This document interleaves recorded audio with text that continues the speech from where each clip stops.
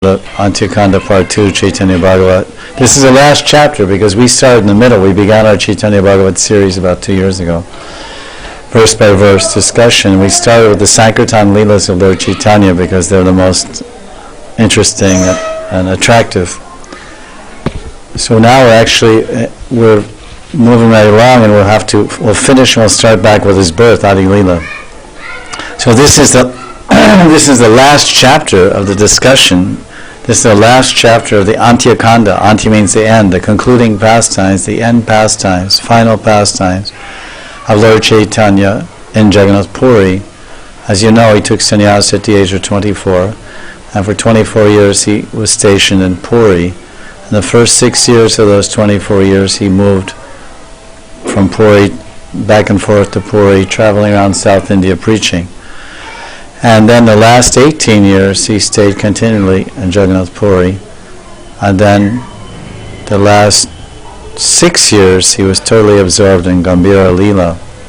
Although it's not said directly here, but this is chapter 10. This is the concluding chapter. This is Antyakanda. This is the end of Lord Chaitanya's Leelas from the description of his biography and Chaitanya Bhagavat, which is one of the most authorized and complete biographies of Lord Chaitanya, Vrindavan Das Thakur.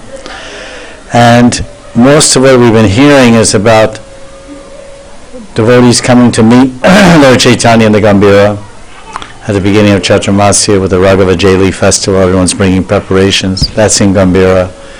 And they're meeting him in Gambhira. This meeting is also in Gambhira.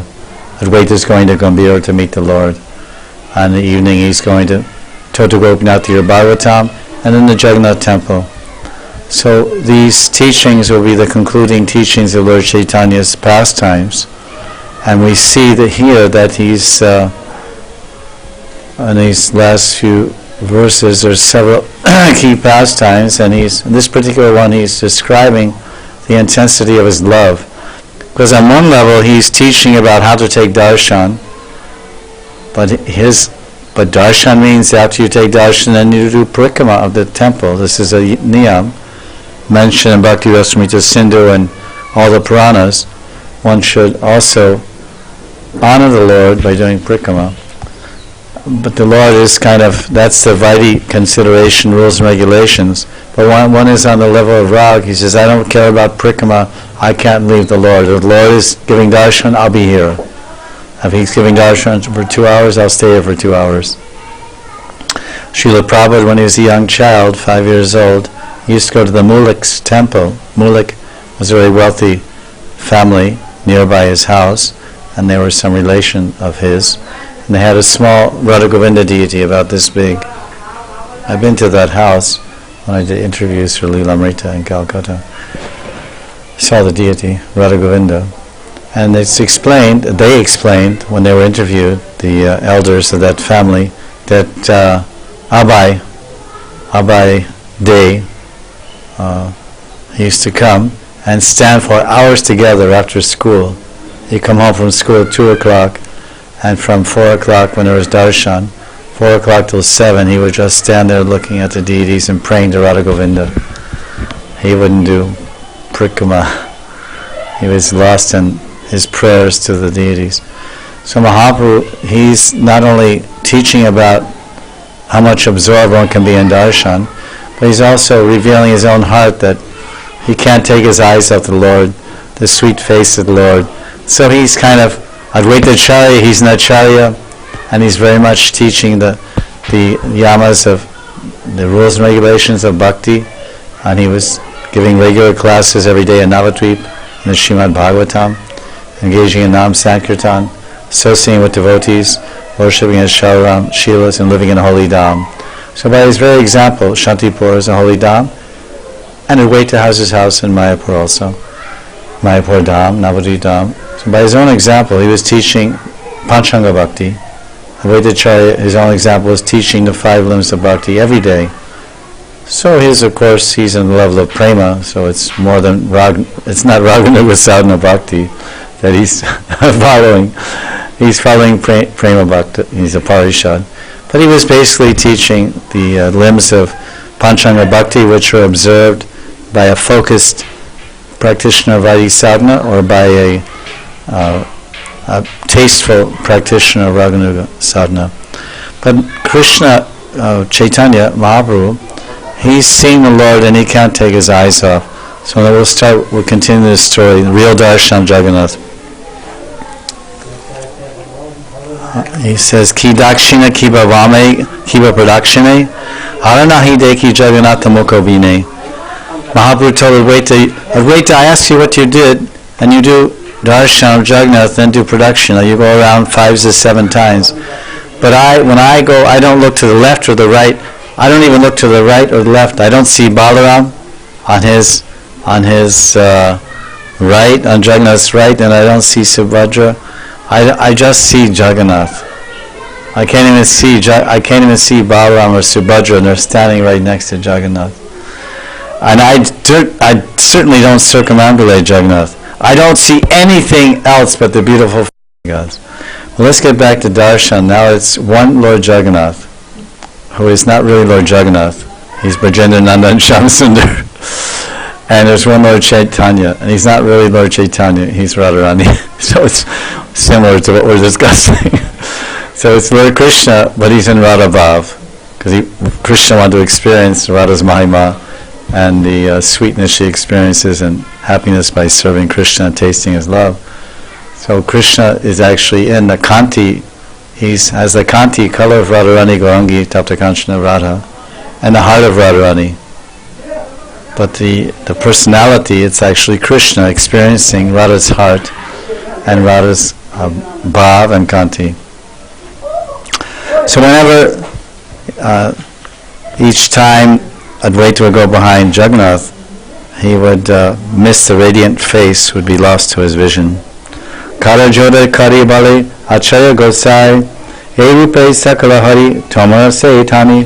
Advaita Acharya folded his hands and said to the Lord, may I always be defeated by you in such a fashion as this.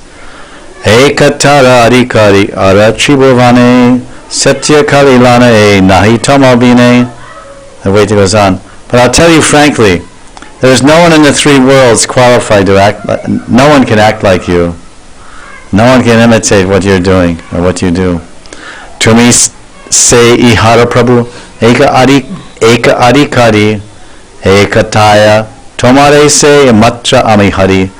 Only you have that qualification, Ekadikari. You alone are qualified in this way, Prabhu. And only before you am I defeated in such a topic. And so in such a activity of taking darshan of the Lord, this Lord Chaitanya established real darshan of the Lord from the viewpoint of bhav or prema, where at the level of prema and bhav, one can't move his eyes from the eyes of the beloved, eye-to-eye contact.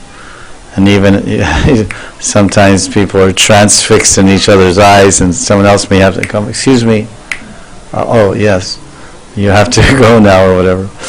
So that in the Vaidhi consideration or anywhere else, if anyone had a debate about proper taking of darshan, then they would see you take darshan, then do production according to Puranas, and that's what Advaita was doing.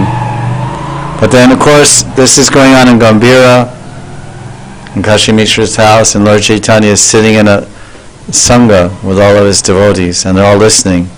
They weren't alone, although we weren't aware of that in the beginning of the pastime.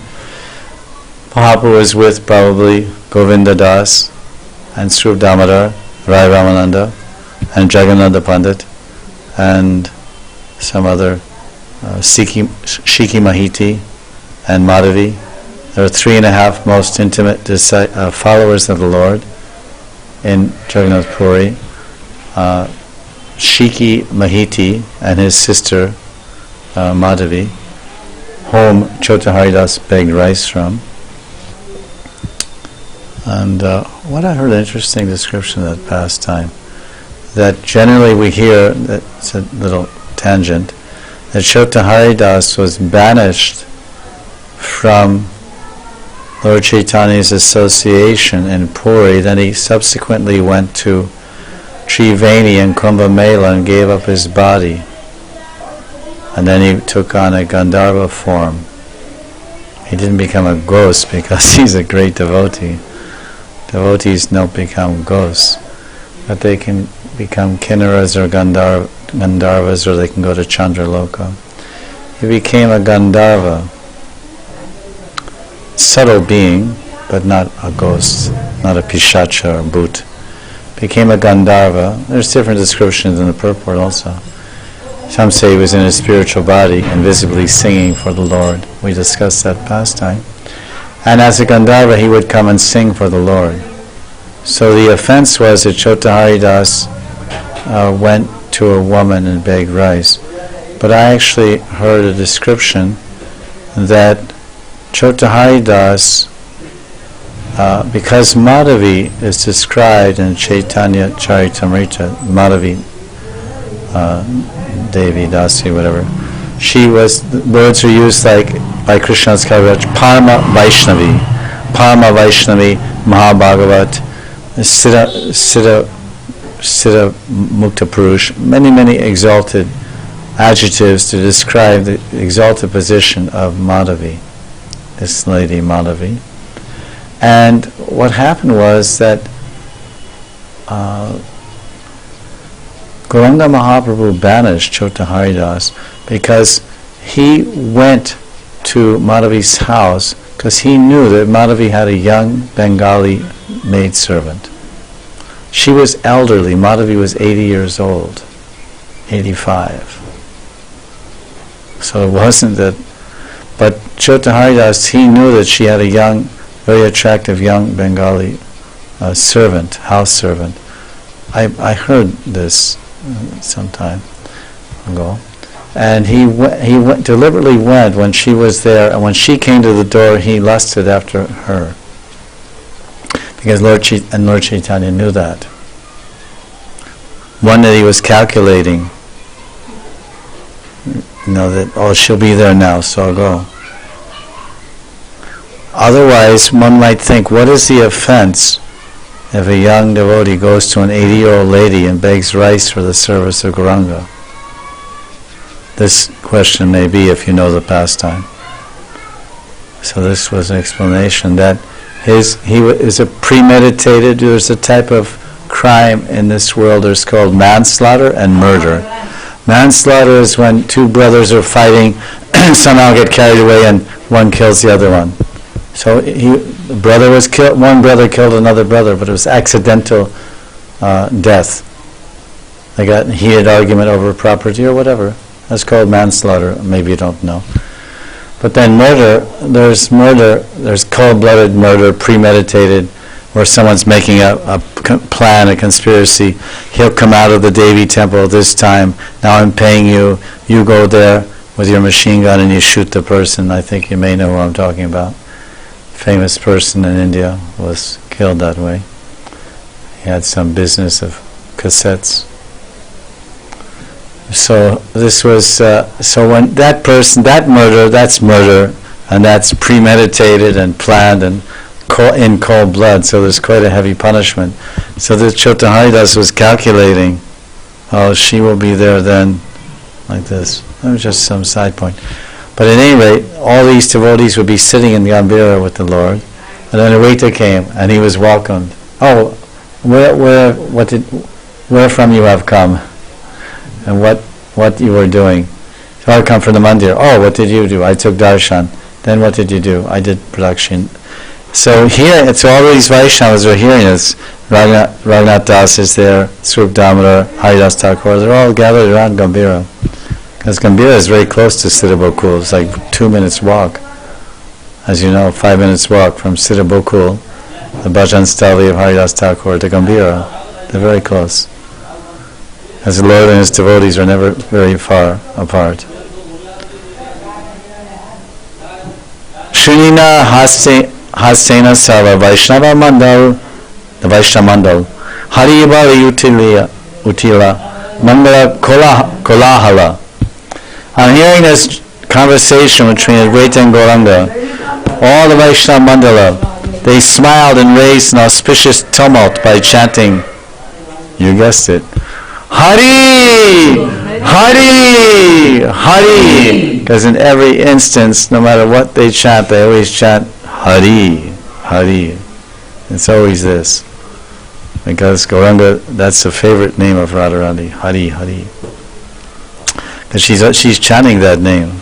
She doesn't chant Hare Krishna, she chants Hari Krishna. Hari, O lion-like thief, come and steal my heart. I've been locked in the house by my mother-in-law. Hari, Hari, oh come, come, oh black lion. Hari, Hari, oh black lion. You heard of black leopard? You know, yes, no. Yes, no? Go like this, yes.